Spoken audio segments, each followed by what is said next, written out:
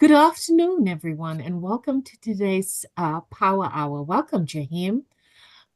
We are going to give our educators 4 minutes grace until 3:05 before we start today's Power Hour. Um, the time is now 3:01, so there are 4 minutes grace to grab your coffee, get comfortable, get a blanket over those knees, because I know I have a draft coming in directly from this window right now. Always in the afternoon at about this time is when a little bit of cold starts settling in around my desk. Um, Today's presentation is of such importance in support of our students, especially once they leave us. So, understanding the process is absolutely critical in support of our students. So, give us a second to set up, and we will start our presentation in 3 minutes. For those of you that have already joined us, could you please enter your name, your role, and your school as well? This is one way of us taking attendance, but for all following follow-up information that we want to share with you after the presentation, this also gives us a one-stop shop in forwarding that information to you as well.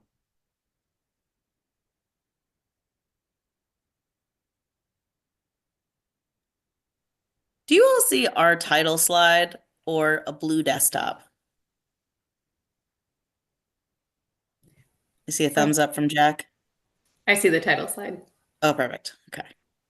And not, I'm trying to figure out why it seems as if I'm sharing when I'm not.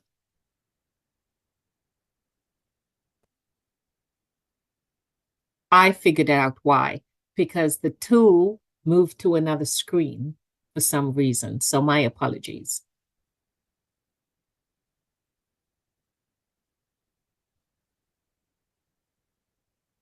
Welcome, Caitlin.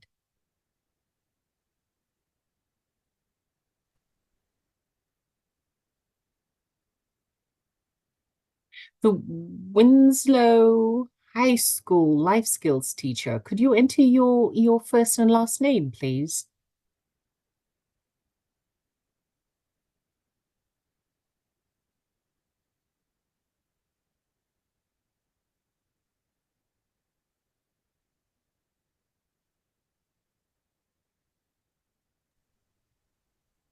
Jaheim and Aiden, I realized, not Aiden, sorry, Megan and Jaheim. As we go, if questions pop in the chat, I'll snag them. I'll write them down so we can address them at the end.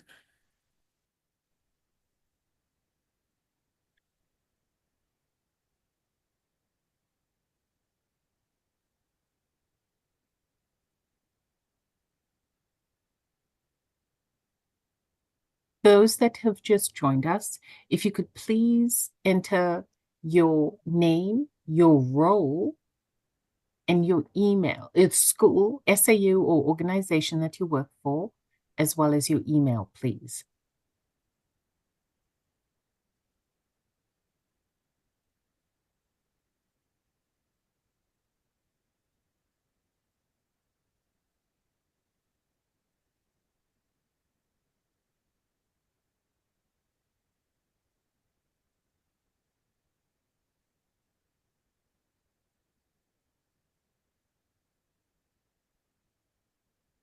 The time is now 3:05. Welcome, everyone.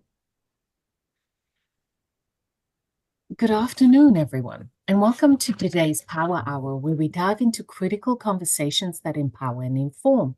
We're especially excited about today's session because we're joined by Disability Rights Maine, also referred to as DRM, a team dedicated to advocating for the rights and autonomy of our students with disabilities. So guardianship is a big, complex topic, right? And there's such a lot of misconceptions about it and its means and what alternatives exist. So we've invited DRM to help us unpack these realities and challenge myths around guardianship, as well as explore ways to ensure that our students with disabilities can retain their rights, make their own choices, and live with dignity and independence. So, what makes today even more special is that we'll hear directly from a young person with disabilities who has lived experience, bringing a real and personal perspective to the conversation. DRM has always put together some powerful resources from their latest guardianship report to a compelling documentary on the fight for autonomy, all of which we'll share with you. So let's get ready for the engaging, eye opening discussion. Please join me in welcoming Kate Turpin and a team from Disability Rights, Maine. Welcome, Kate, Jahim, and Megan. Hello. I am simply a slide runner today. Megan Salvin and Jaheim Franklin will be running the show. Yes, good morning, everybody. My name is Megan Salvin. I'm an attorney with DRM, and similar, I am here to support Jaheim and add a few little snippets about the legal side of guardianship, but I will pass it on to him to get us kicked off. Thank you, Megan. Thank you for coming to our Power Hour. My name is Jaheim Franklin. I am a youth self-advocate trainer, and I'm also an IEP specialist at Disability Rights Maine.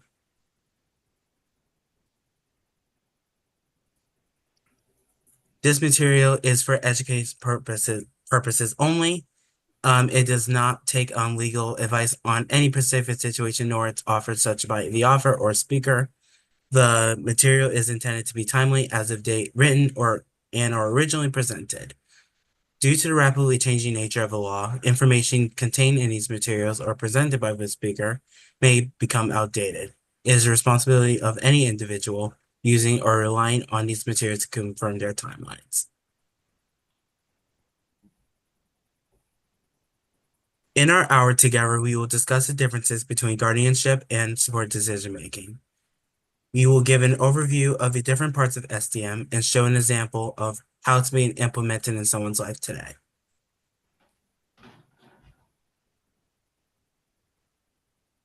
So what is guardianship? I'm sure it is something that most of you in your roles have talked about, seen, or recommended transition age youth acquire once they turn 18. So to really look at what it is, it's the legal process by which the ability to make some or all decisions are taken away from a person and given to another.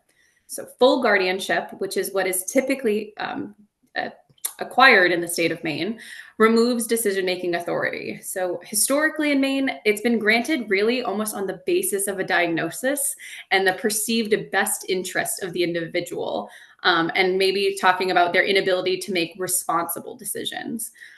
However, there was changes to Maine's probate code. And so now the basis for guardianship is if someone lacks the ability to receive information, evaluate that information, and communicate a decision, even with support.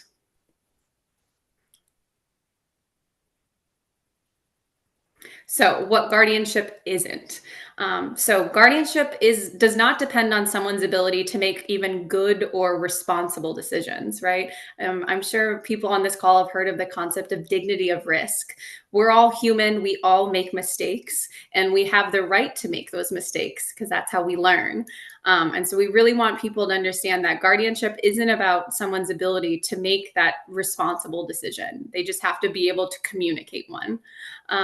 It's not an extension of parenthood. Unfortunately, in Maine, when someone is appointed as a guardian, they do not receive any type of training on what the duties of guardianship are, and specifically also what they are not. And so we see a lot of times guardians kind of overexerting their power. And because team members and the individuals under guardianship themselves don't know that guardians can't do it, people just tend to listen, and it becomes almost an extension of parenthood. So in the law, individuals under guardianship retain the right to vote, to get married, or to be in relationships. They get to choose who their service providers are, choice of socializations with friends and going out in the community, deciding what they eat and how they spend their time, if they want to work. These are all things that are still the individual's decision that a guardian cannot impose on them and cannot prevent them from doing, absent a court order.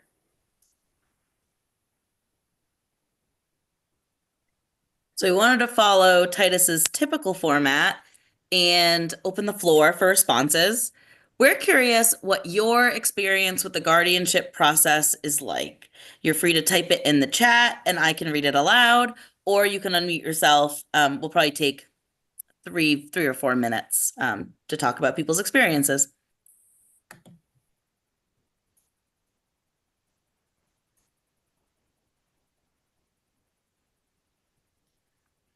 This is Jack Aceto. My experience has mostly been in my particular district with, parents taking guardianship. In the later years, it's more supported decision-making options, which is good. But I think a lot of parents still seem to want to lean, at least initially, lean towards the guardianship side.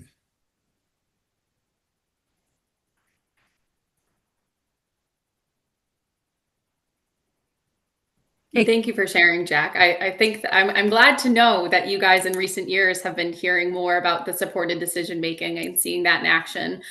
We're going to be touching on that obviously later in this, but that is great to know. But it is something we experience as well, that in Maine for a long time, guardianship has been almost seen, I think, as like the default of, that next step of transitioning into adulthood.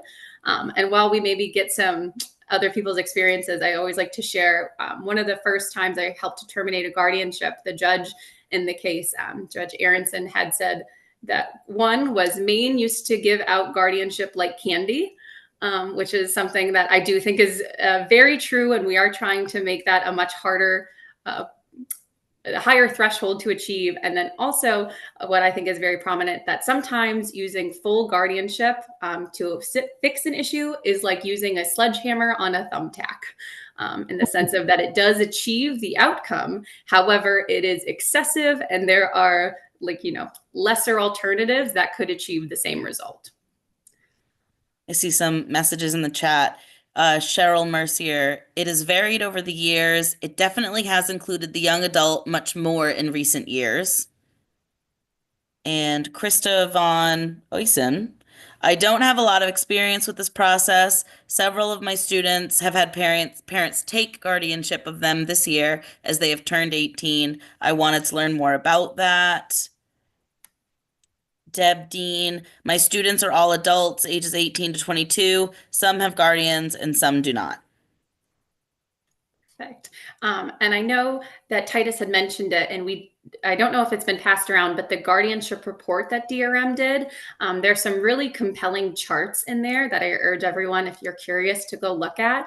And the one that I think you guys would take a lot away from is the chart it breaks down the guardianship appointment by age, and like how many individuals in a certain year were appointed guardian between the ages of 18 and 24 and then 25.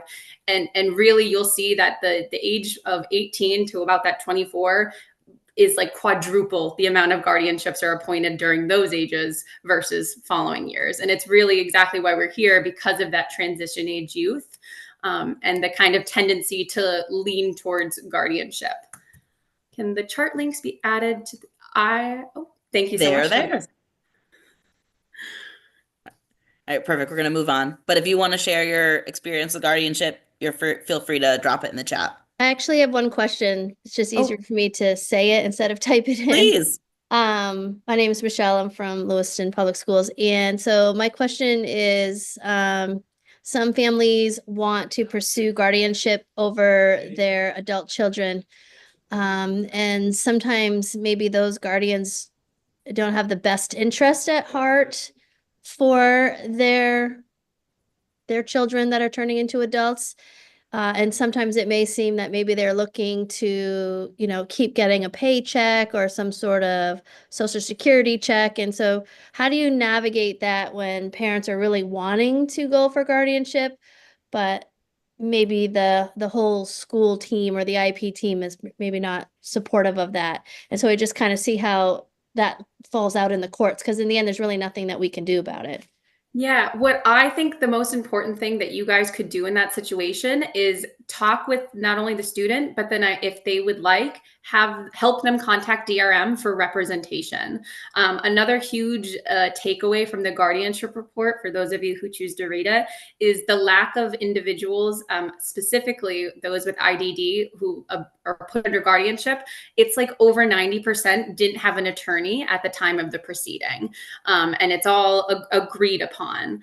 And so, because a lot of those times law is a lawyer driven process, and so even if maybe the basis isn't there, and there's really no reason for the guardianship, a lot of times with judges, if the parent shows up and the child shows up and they just say we agree, even if it's maybe not good, like they haven't checked off the boxes legally, a lot of the times that gets signed off and sent through. So my number one suggestion would be to really try and get them to contact with DRM, because we happily provide free legal representation in defense against guardianship cases. But our biggest issue is we very rarely are told about them, right? We don't get contacted. So more of my job is terminating guardianships because we weren't there on the onset.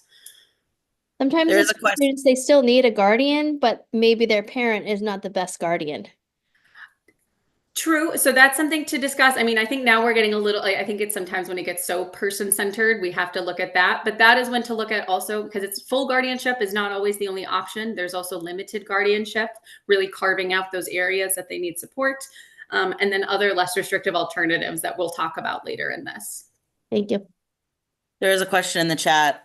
Do judges, people who determine guardianships, reach out to the schools to help make that determination? And I think you just answered it. That is not a typical behavior. That's not something No, it is not. Unfortunately, really to obtain guardianship, it's showing up if they are able to obtain that. It's called a PP 505 physician's evaluation. And the judge will hear whatever testimony or evidence is presented. But unfortunately, the courts aren't investigators. And the judge can't, go and call additional people who aren't being brought in on the onset. So here are some of those wonderful, less restrictive alternatives we kind of started talking about. So this is kind of like what I would call like the spectrum of less restrictive alternatives. So if we have like full guardianship on the very end, and we're calling that the sledgehammer, right? Like we really want that to only be used when there's no other way for that individual to receive information, evaluate that information, and communicate a decision, even with all the supports in place and all the accommodations. But right next to that is that limited. More often than not in Maine, we see limited as it's a medical guardianship. That's where I think a lot of individuals, myself included, medical decision-making can be hard in navigating insurance and doctor's offices. So, if someone's really only area of support that they need is maybe that medical, they shouldn't need the full guardianship. They can go with a limited. But even lesser than that, which is something we help our clients achieve a lot, is a medical power of attorney. Most of us have probably heard of powers of attorney, and we think of them in like the standard typical way, which is when you're like incapacitated, like say you were in a coma, you were in a car accident, you cannot communicate a decision, and that power of attorney kicks in. But in Maine, there's actually like 2 checkboxes on the Advanced Healthcare Directive that you can do. One is the like, when I'm incapacitated, now they can make decisions. But there's actually a second box that you can check off that kind of allows them to make decisions alongside you, right? It gives them access to talk with your medical providers, like approve of decisions. However, if the person and their medical power of attorney disagree, the person's decision will trump the power of attorney in that case. Representative payee, I'm sure a lot of people have heard of that. So that's the individual who can be assigned by the Social Security Administration to help manage Social Security funds for individuals who are receiving them, such as like SSDI. Rep payees, a lot of the times when someone has a full guardian, it's usually a parent, and a lot of the times the parent becomes a rep payee. And a lot of times that can create issues. I think both like for the relationship, not only the guardianship relationship, but also the parent relationship, it's hard for an individual to feel like they have absolutely no control over their money and like their guardian is controlling both. So we love representative payees, and so many of my clients who I've helped terminate guardianships for have said, like, nope, I want to keep my rep payee. I still need support in finance, money management. But a lot of the times there's much greater success when you have like a third party independent rep payee, like a case management agency, because I think it kind of removes any of those personal feelings that can come into play. Then obviously supported decision making, one big topic that we're here to discuss.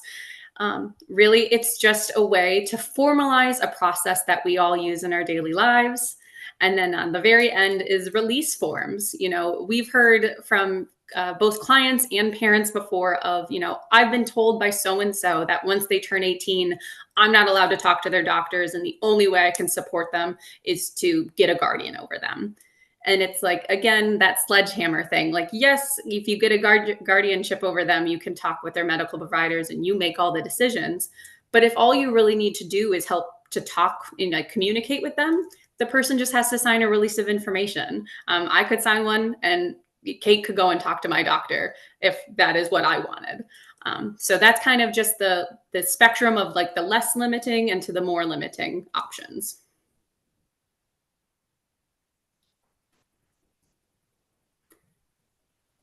Oh, you're muted, team. Thank you, Kate. What is support decision making? So supported decision making is a tool that helps create for a person to create their own decision with their own choice of supporters. I want to keep in mind that support decision making isn't about making perfect choices, but it's about building someone's decision making skills through practice and opportunity.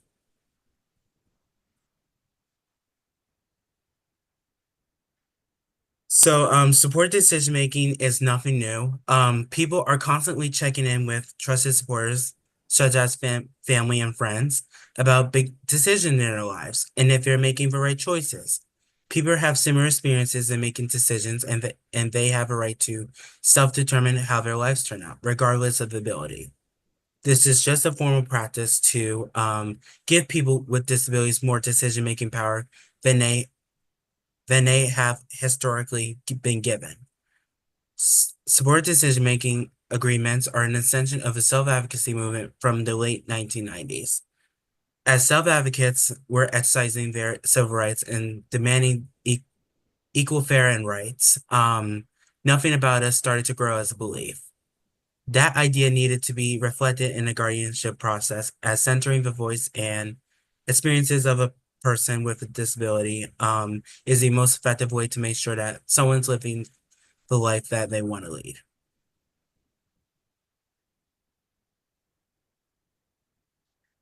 Who can use support decision making? Everybody, regardless of ability, can use SDM. Support decision making can be used with people with or without guardians, as is a tool to teach a skill that anyone can benefit from.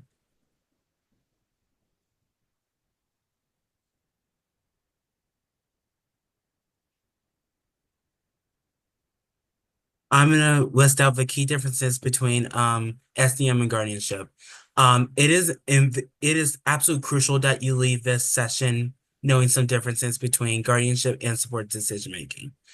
I'm gonna start with guardianship first. So guardianship is restrictive by design. It is a legal process that takes away a person's powers, rights, and authority and assigns them to another person. The guardian is the ultimate decision maker, although it is best practice that a guardian weighs the input of their client.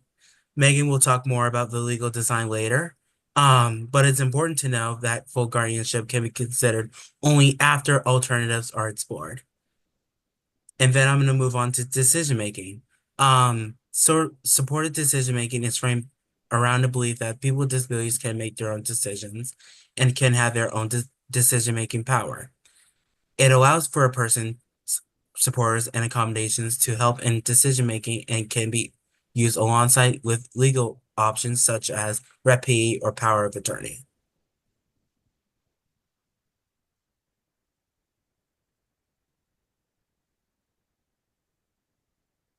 I'm going to talk about the benefits of support decision making. In my job as a youth self-advocacy trainer, I meet students all over Southern Maine and help build their confidence to speak their mind. I found that many students don't feel their voices and thoughts are important or listened to. And when I give people the opportunity to make their own choices and decisions, I've seen growth in their self-esteem. I've seen students talk about their experiences, and I've also seen their confidence in advocating for themselves grow. Opportunities like these reduce the stigma that people with disabilities are incapable or uninterested in decision making.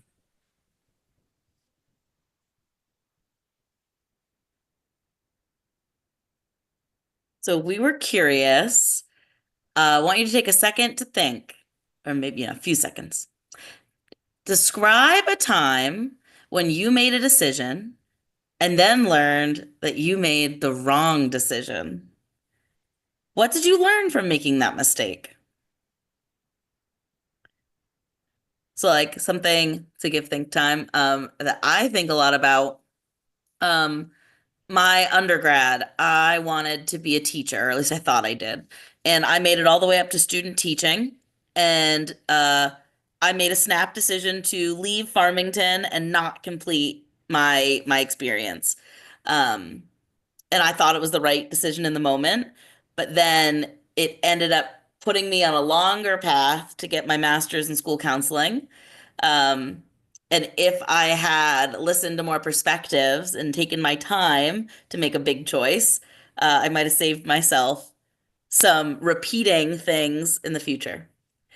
And the other question is, how did that decision impact future decisions? Basically, that I'm going to take my time now. That I'm going to check in with more supporters to get more opinions to digest. So I'll turn it over to you. Think of a time that you made a decision and then you made the wrong one. What did you learn from that mistake? Feel free to enter it in the chat or unmute.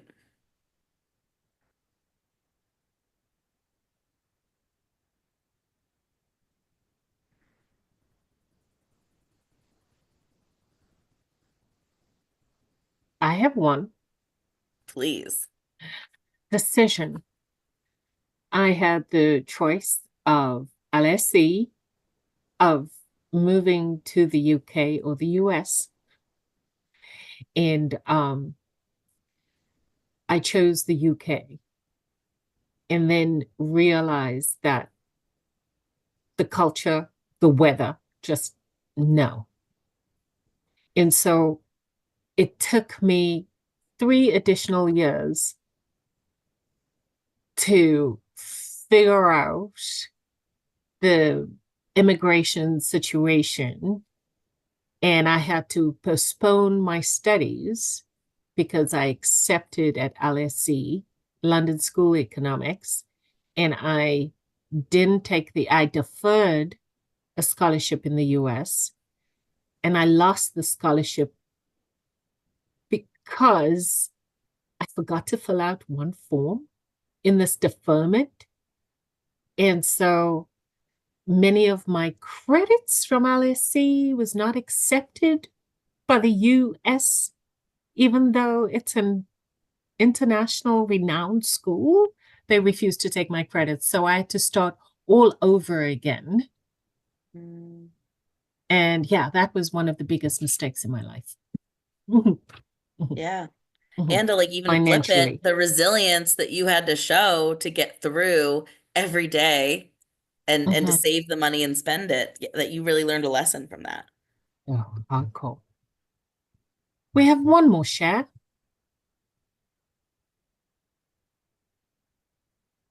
I know we all make mistakes. It is a all too real reality of being a person. Is this too personal for you guys today to share a mistake? Too many to share. Go for one small little one in the last 10 years. What can you hand over, Jack? Well, this is actually a longer time than that, but I do regret leaving the Navy. I was in the Navy Reserves and just decided to get out, and it was before it's about 15 days before 9/11, And afterwards, they called me back to rejoin, but I chose not to. But I regret that decision not to. I should have stayed in. But sometimes where you're at in that moment is why you make the decision. And in retrospect, years later, you realize that it was the wrong one. Mm. Hindsight, right? Hindsight is 2020, Jack. Exactly. Mm-hmm. Mm-hmm. Yeah, I think just the silence that we all had reflecting on all of the choices that we've made and where we should have gone right, but we went left, just shows that like it's a normal part of human nature to have big choices, to make the wrong decisions, and that people, students with disabilities, adults with disabilities, deserve that right to have that learning growth just like we did. Mm-hmm.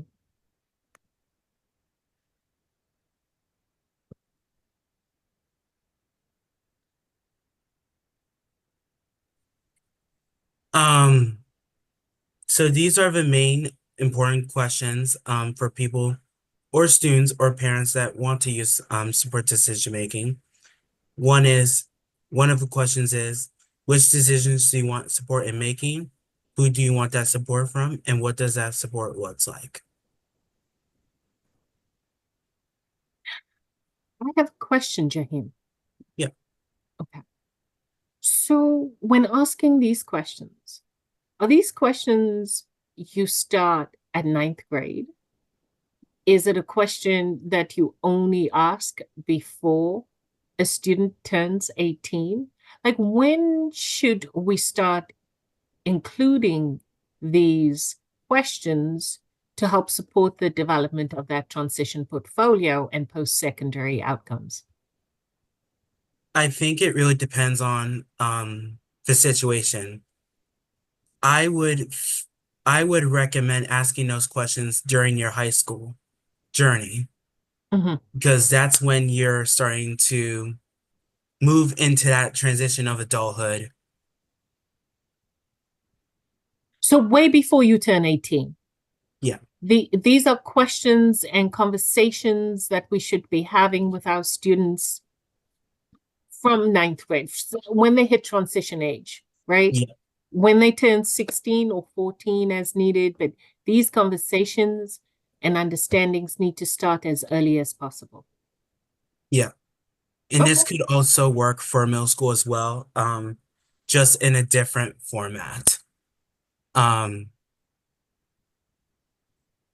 Yeah. this makes me think of, just briefly, that I think when I was teaching, it was quick for me to swoop in to deliver a solution to whatever struggle or challenge barrier was happening. And unfortunately, I think that teaches learned helplessness from our students. And the more you ask a student, like, how can I help you? What do Mhm. you need from me? It's putting them in that driver's seat and it's avoiding the avenue of learned helplessness that really disadvantages them as they get older. Mhm. Additionally, I found as well for our students that really have that anxiety around decision making, it is not because they can't make this decision. They needs to that we need to put in place for that decision making is also giving an options and choices, as well as making sure that the options and choices that they are definitions that go or outcomes or consequences, and for them also to review the outcomes as well as if they're okay with the consequences or even add further consequences or implications that they think of to those choices and then identify the choice is sometimes I find helps around decision making for our students because anxiety plays a major role, I think, in decision making. So making sure that we have those behavioral supports in place as they're making these decisions or hosting these discussions as well. And I'll just add, Jaheim was so right when he said that, decision making is a skill that you build upon. And I think even more specifically, we're not talking about decision making, but really exactly what you said, Titus, form decision making of what every decision everybody makes. There's a natural consequence that follows it, whether that's a good consequence, it's what you wanted, or maybe, you don't always see it coming, right? Hindsight's 20.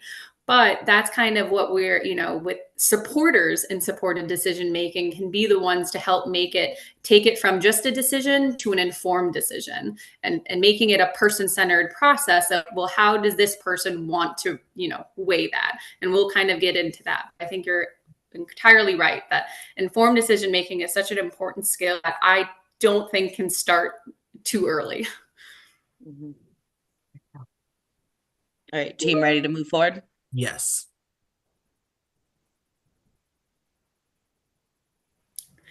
Perfect. So we just wanted to provide a little kind of testimonial from one of our clients that we actually helped to terminate her guardianship. And we have another one that from a different client that she actually wrote up herself. I just simply could not reduce it down in any way. And so I think we'll be that at the end, or we can send it out via email for anyone who wants to read her story. But this is from Renee. She is a self-advocate who, like many, was put under guardianship, turned 18. And then she was under that guardianship for 18 years. So Renee's story is like many. And so I'll read her quote first. When I was under guardianship, I felt trapped, unable to make my own choices about where I went, who I saw, or how I lived. My mom and doctor told me I would never be my own guardian, so I believed them. My guardian controlled everything, which hurt my confidence and my relationships with my family. When I finally fought to get my rights back, I chose supported decision-making instead. Now, I make my own decisions with support from people I trust, not people who want to control me. I've rebuilt my life. I visit my family when I want. I have a job, and I'm getting married next summer. Guardianship took away my freedom, but supported decision-making gave it back. And so this is something that we see a lot. And, I touched on it earlier that guardianship isn't about total control. It shouldn't be. The guardians should not have total control of who you see during the day or where you go, and they legally don't.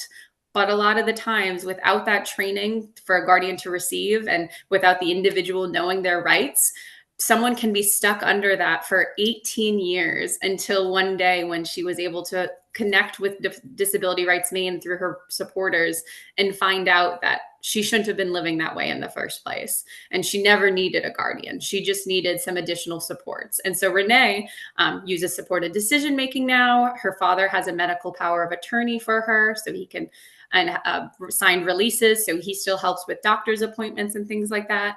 But at the end of the day, Renee was able to gain her autonomy back.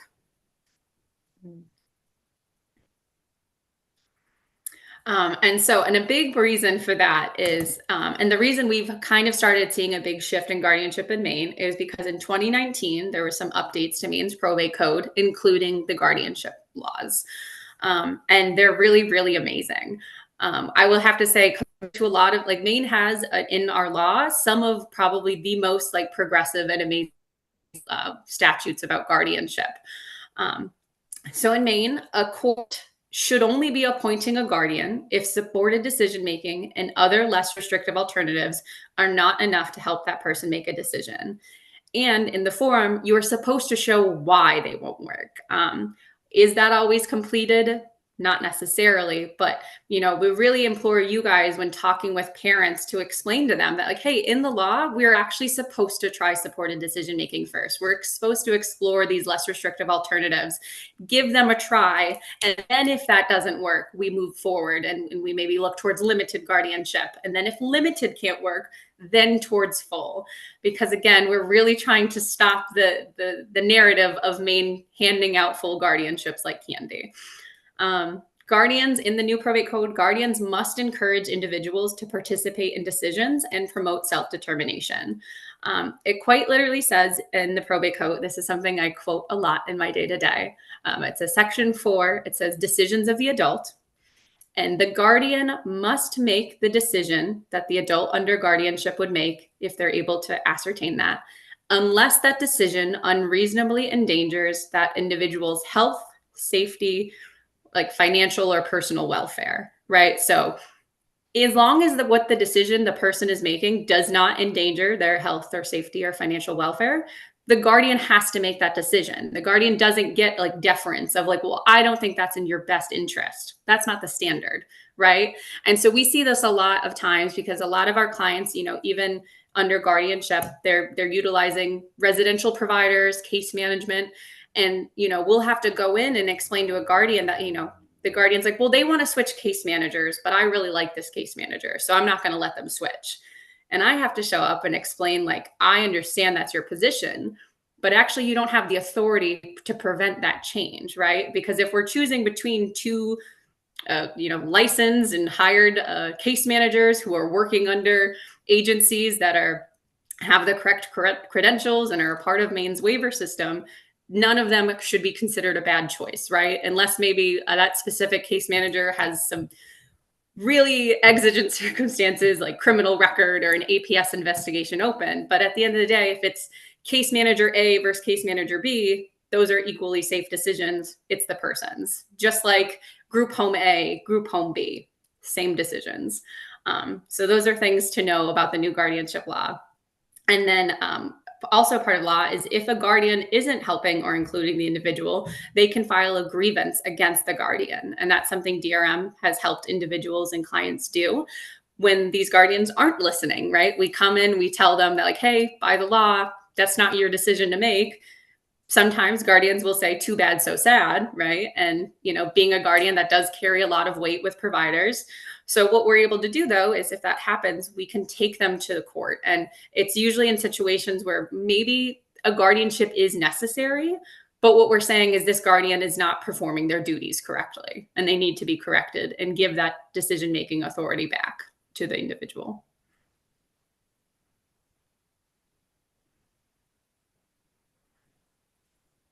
So decision happens in all different parts of life. There are decisions about money. For example, how do I save money to spend on something fun? There are decisions about where to live. Do I want to live in an apartment or with a roommate? Decisions about education. Do I want to pursue post-secondary education or job training?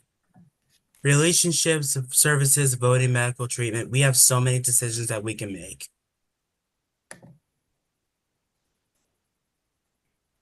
So the choosing of the supporters, that next question of who do you want to be on your supported decision-making team? So the decision maker is the only one who has the say in who is and is not on the supported decision-making team. Supporters can be anyone that the individual wants and trusts, family members, friends or neighbors, case managers, even teachers. But at the end of the day, that is the decision maker's choice. No one can force their way on a supported decision-making team. Supporters can obviously decline to be on it if they feel that, if it's offered, but there's no other way for someone else to have control. And then it's again up to the decision maker. Then they can not only choose who's on it, but also assign which supporter maybe helps with like what bucket of decision making. Because sometimes, maybe someone feels really comfortable talking to their case manager about medical decision making. So like, I want to talk to them about that. But when it comes to their relationships, and if they need help navigating that, they're like, I don't want to talk to my case manager. I'm not that close with them. I'm going to put my friend or my neighbor in that position. So again, that's entirely the choice of the decision maker.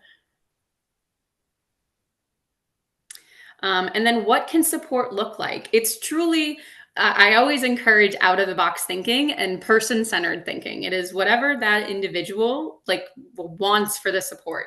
But the things can look like helping the decision maker gather information, right? Maybe they're saying, I maybe want to go to post-secondary education. I want to look into college. But I don't know if that's the right decision for me. Well, it's like, well, let's gather some information. Let's see what's out there, what programs you're maybe interested in, how far away is it? What's the cost? Weighing pros and cons. I don't know about you guys. I love a pros and cons list. It's how I make a lot of my own personal decisions. And I think that's kind of what I was talking about before of like the natural consequence, right? Of like listing out all the reasons, like, wow, this is the reasons that this decision would be awesome for me. But here are some of those things, you know, as supporters, you can bring up some maybe natural consequences that that individual wouldn't think of themselves, you know, like, hey, you do have $500 and you do really, you know, you've been wanting to buy this really cool, maybe like gaming device or something. And you can. A con of that though is in 2 weeks, you're supposed to have, you know, this campus coming up and it's going to cost you $50 to do this fun activity. If you buy this thing for 500, you're likely not going to have the 50 then. Is that still a decision you want to make? And then that is still left to the decision maker. So again, talking about the potential consequences and then helping to communicate the decision to others. So that can look like role playing with the individual, like let's practice how you're going to tell so-and-so what your decision is. Or it can even be, you know, you can contact them and communicate the decision or be with them during the call or at the meeting. The support can be as person-centered as the individual wants. A suggestion that I've had previously for my students as well. You always have one naysayer in the family, and then you have your rah-rah supporter that always has your back, no matter what, will say yes. And so when they struggling to create that pros and cons list or looking for consequences, if you want a great circumstance, go to that person and list all the great things about this decision based on their feedback. If they get stuck and they don't not able to make these to the pros, and then go to your naysayer, the one that always has something to say or know about a particular anything in your life, really, anything in particular. And then this is one way of helping to do that. And you can do it with family members, you can do it with your friends, whoever you deem you have a relationship with that can help you do the pros and the cons list. And so I have a team of pro people and I have a team of con people in my life as well. That's a good way to break that down. Mm-hmm. There's a question in the chat. I just want to make sure we answer questions. Someone already subject to guardianship would need to know their rights and be able to contact DRM in order to make a change or advocate for themselves. Is that right?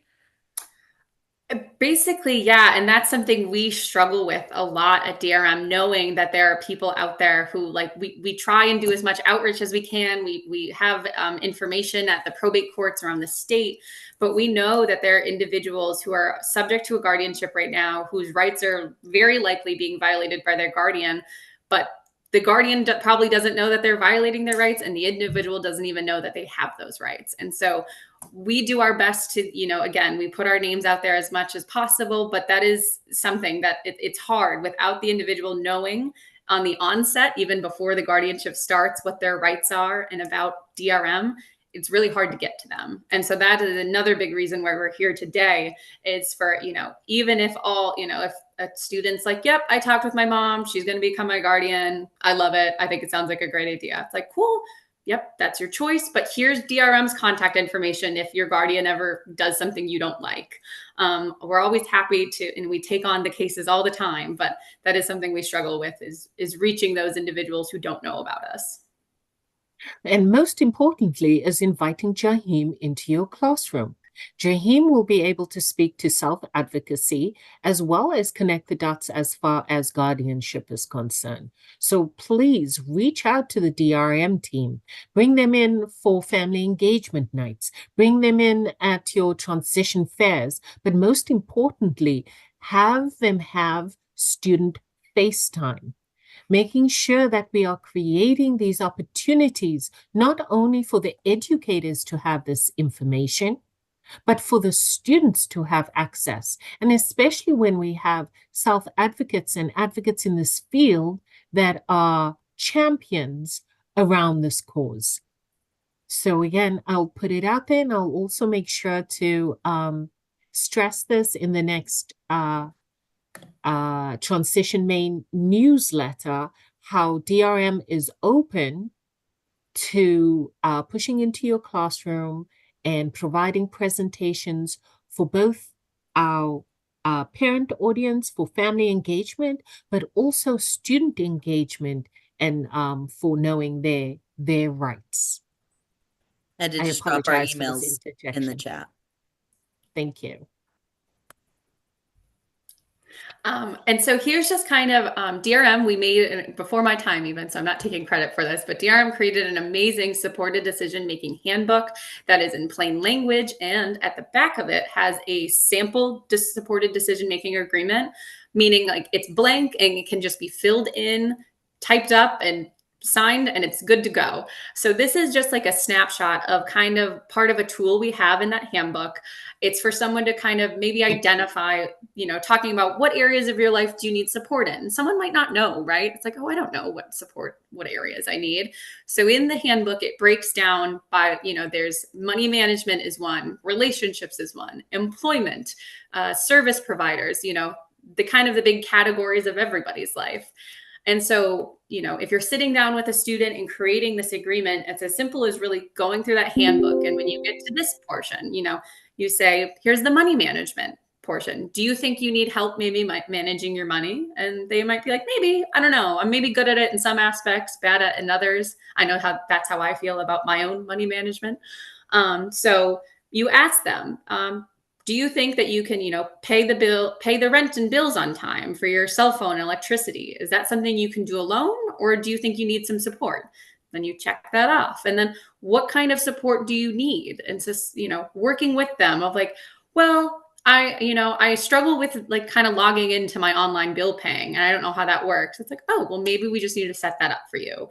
Maybe it's I don't know how to write a check and I don't know where my rent goes. It's like, okay, well, who can we identify to help you with that? Keeping a budget so I know how much money I can spend. Can you do this alone, or do you need some support? And it's really just going down each and every one, and it's all person centered. It's what do they need? Do they need support on it? And what does that support look like to them? And so, yeah, the big takeaways because I think sometimes, especially even in the judges, supported decision-making agreements are not like a legally binding agreement. In our sample agreement, you will see there is a space to get it notarized. Not required. It's just you can if like the individual maybe wants it to feel a little more official. But basically, the decision maker can choose whether or not they want to create a supported decision-making agreement. It can be entirely informal, right? Like you can go through the whole handbook and write it down, and it is really helpful because then you can reference it and go back to it. But some people, just want to identify those people and keep it moving, and that's their choice. And so again, it can be written however is most beneficial to that decision maker.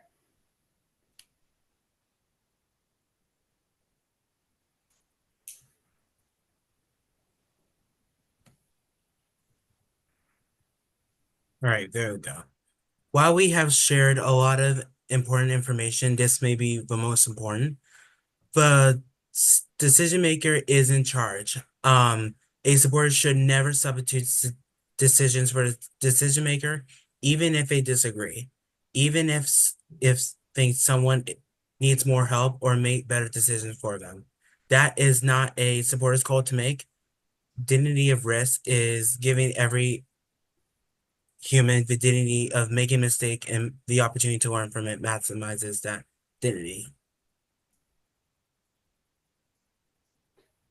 And so Titus is dropping a bunch of links in the chat that are all helpful. If you visit supportmydecision.org, you'll be rerouted to DRM's user guide and a bunch of other resources. But that's where like this guide will walk you through into Megan and Jahim's entire presentation from start to finish, from thinking about SDM to completing the agreement. We're also happy to drop some off in person. If you want the youth self-advocacy team to do a training for your students or parents, we can definitely bring those hard copy too. Mhm. And I think Any questions at this time?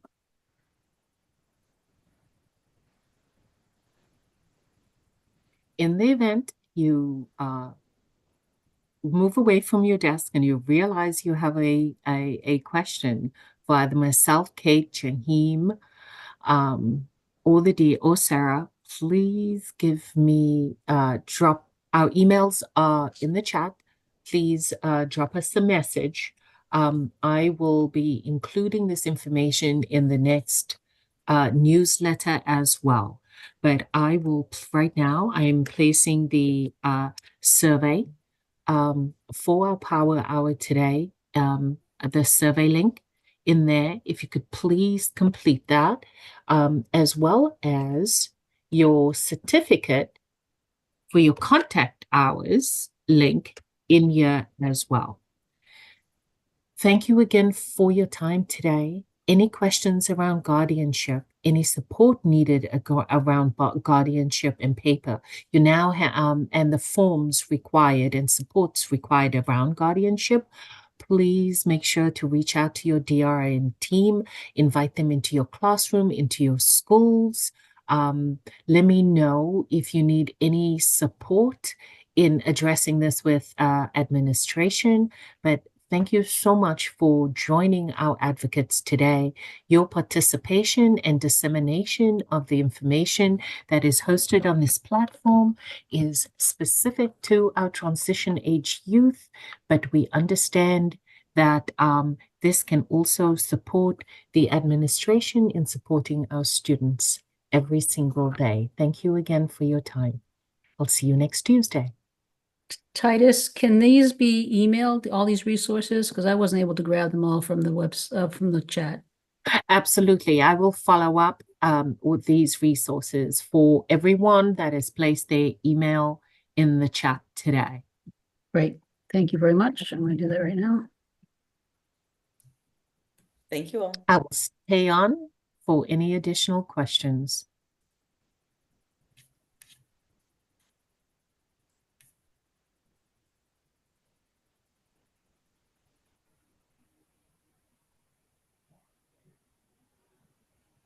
You guys did such a great job. We didn't even get questions this week. Thank you so much, Megan.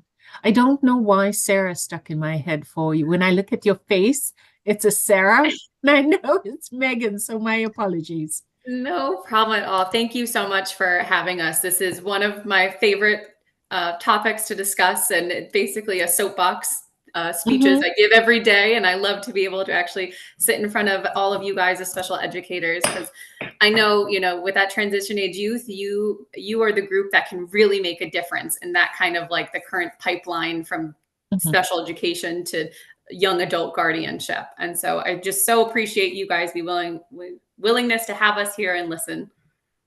Oh, no, absolutely. And I will make sure, especially there's so many opportunities to have discussions around guardianship, but I will make sure to include you in these conversations, especially around the work that we are doing, the inclusion work that we are doing.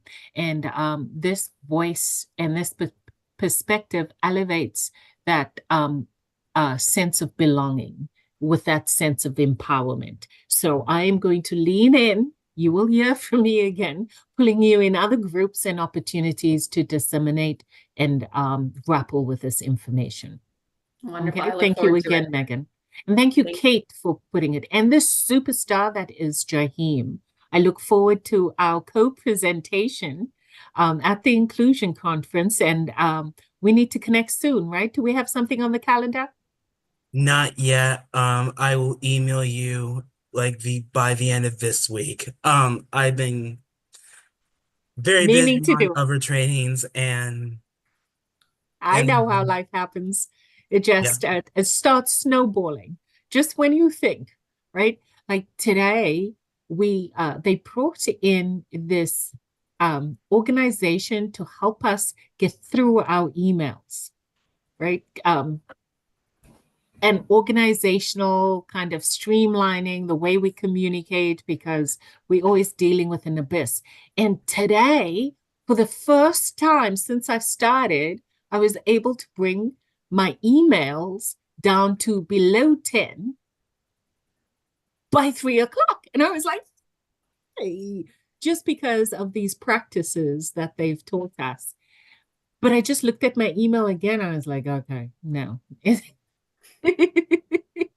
Yeah, I shouldn't watch that number, but I kind of won because the aim was to get it below 10 by 3 p.m. So I won. After 3 p.m., I have no.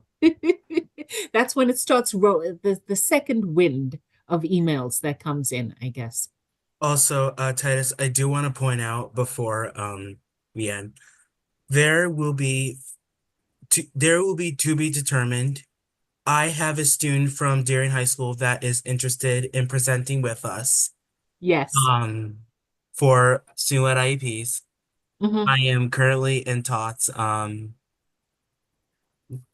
right, Kate's Is he gone. a special educator? So she is a A special education student?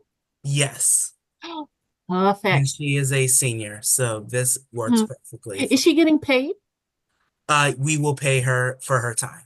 Yes. Absolutely. If she is interested in continuing this work and not being grabbed up by DRM, let her know about the EST committee as Yes, well, right? I plan to speak to her $20 about an that when we hour, 20 meet. hours a week, even once she graduates, all the way up through 26, so Yeah. that she can continue this work.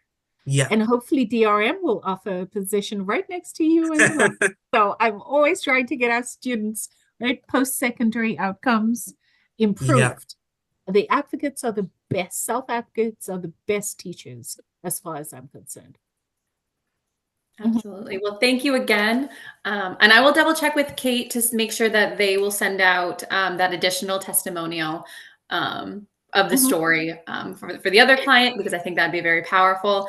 And I can even probably send it to you directly if you want to send that out. Yeah, send it me directly. I think what I'll do is make the focus of next newsletter the guardianship.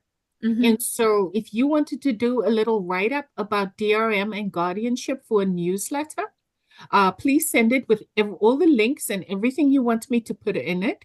Any success story, pardon, that you have as well in there, I will do it in under the transition spotlight. That's a great For idea. I'll double check with the client because obviously she had given me permission to, kind of share it for here, but she's very excited to get her story out there and share. So I'll double check to make sure she'd be okay with it in a newsletter, but I think that might even be a great spot for it.